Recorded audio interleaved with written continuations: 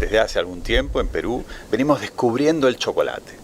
Me refiero a los chocolates finos, ¿no? Esos que tienen 50%, 70%, 90% de cacao. Y de pronto es casi como la comida, hablamos todo el tiempo. ¿Se imaginan por qué? Bueno, en parte porque se ha descubierto que el cacao es de esta zona.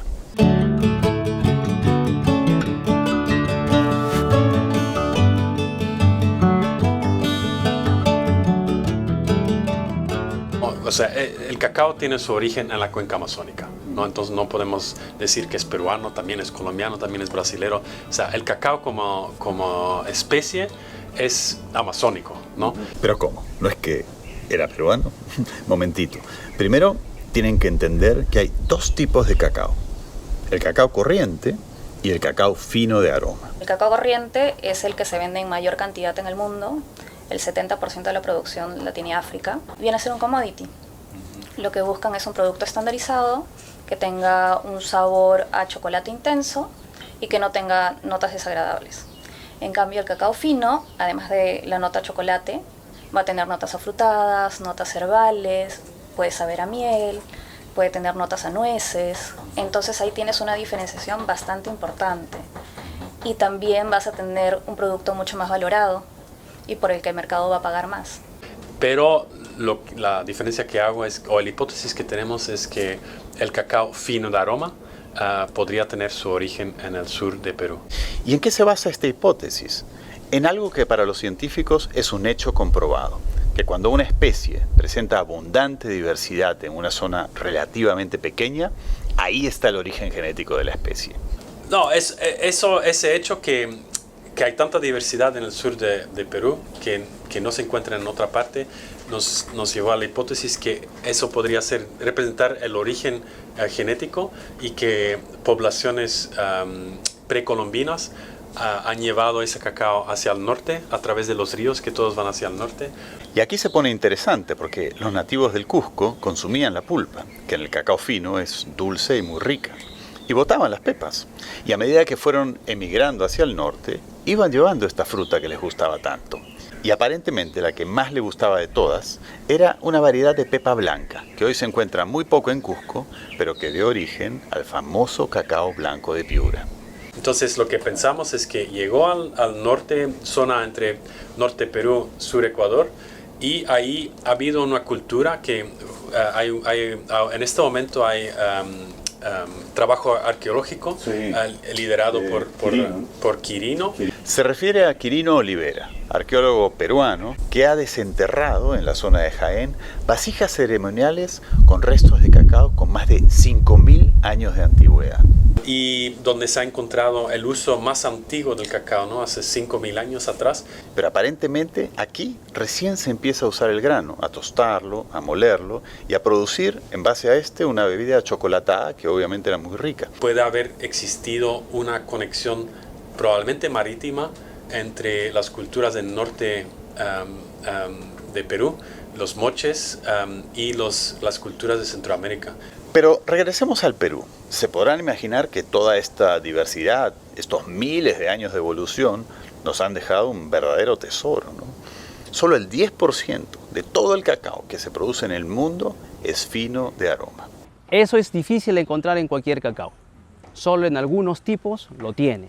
Y aquel que lo tenga y que permita a un chocolatero expresar esas notas en un chocolate, a ese se le denomina cacao fino de aroma. Pero mucho antes que se sofisticara el consumo del chocolate y apareciera este culto al chocolate fino, ya había una empresa en el Perú que se había dado cuenta que el chuncho era un gran cacao.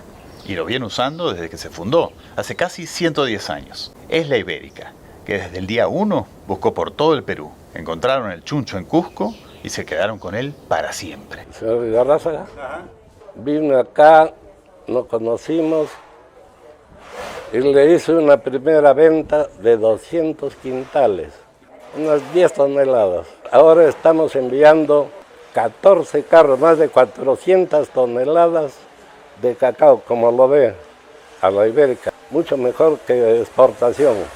¿Pero quiénes usaban el chuncho antes de la Ibérica? El cacao chuncho de por sí pareciera que ha sido domesticado y al mismo tiempo masificado inicialmente por estas culturas que estaban en estos valles del Alto Urubamba. Es más, el término chuncho remonta a nomenclaturas que se usaban dentro del Machillenga, e inclusive algunos mencionan que por el hecho que el Machillenga es una persona un poquito retraída o era retraída, por eso se le decía, ese es el cacao del Machillenga, es un chuncho. El cacao chuncho forma parte de su historia económica principalmente, ¿no? Una historia que no siempre ha sido feliz. Últimamente, por ejemplo, cuando la coca había invadido estas zonas, hubo programas alternativos para que los campesinos dejaran de cultivar coca y cambiaran a cultivos igualmente rentables, pero legales. Por cierto, programas muy buenos, ¿eh? Pero nuevamente, como prevalecía la rentabilidad del cultivo, porque había que ganarle a la coca, se introdujeron especies híbridas mucho más productivas que amenazaban un poco con desplazar al chuncho, ¿no? Pero por suerte hubo campesinos con visión. Soy propietario de este lugar, de esta parcelita. Que sabían que el chuncho tenía muy buen sabor y que probablemente ya vislumbraban lo que iba a pasar con los cacao finos. Estoy acá en Quillabamba, Cusco. En unos minutos vamos a salir hacia el campo, o más bien al bosque. Quillabamba es una zona de selva, de hecho muy cerca de Machu Picchu, pero bastante más abajo.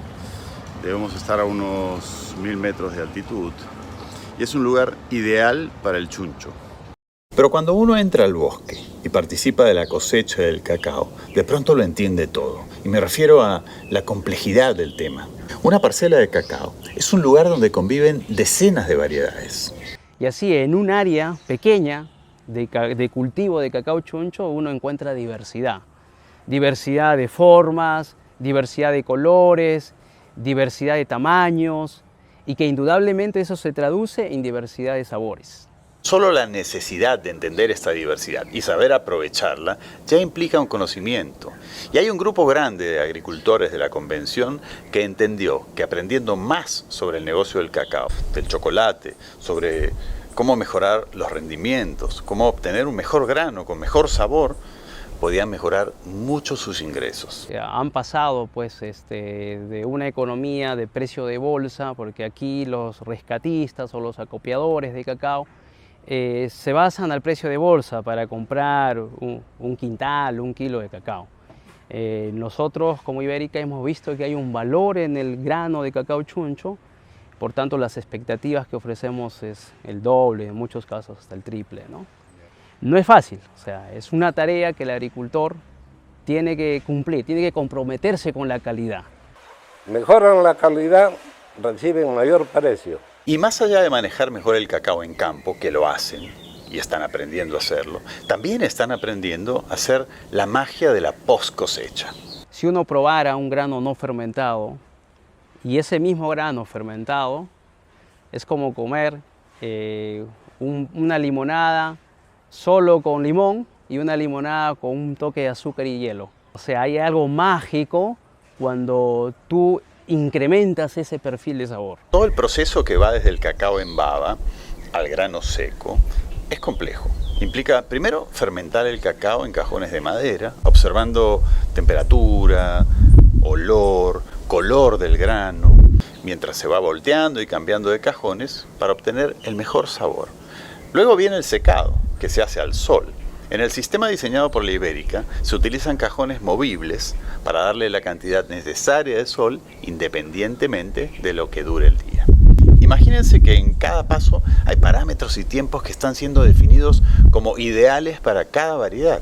Por eso la Ibérica instaló un centro de beneficio en Quillabamba para procesar una pequeña porción del cacao que acopian, pero sobre todo para investigar y definir los protocolos ideales para cada variedad de chuncho. La instalación de este centro de beneficio en Quillabamba es la materialización de un anhelo que siempre ha tenido la Ibérica en el sentido de colaborar tanto desde el punto de vista experimental como también en el desarrollo de mejores prácticas de proceso post cosecha, pero estando acá mismo en la zona, ¿no? La idea es que todo este aprendizaje pase a los agricultores. Este trabajo trae resultados no solamente para la empresa, sino la idea es extender los conocimientos adquiridos hacia todos los productores de la zona, ¿no?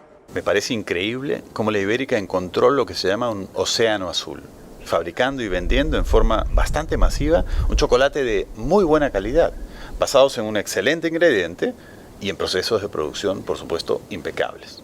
Pero para mí, se llevan el Sí Podemos de esta semana, sobre todo porque están extendiendo este océano azul a un grupo inmenso de agricultores de la Convención en el Cusco. Felicitaciones por eso, la Ibérica.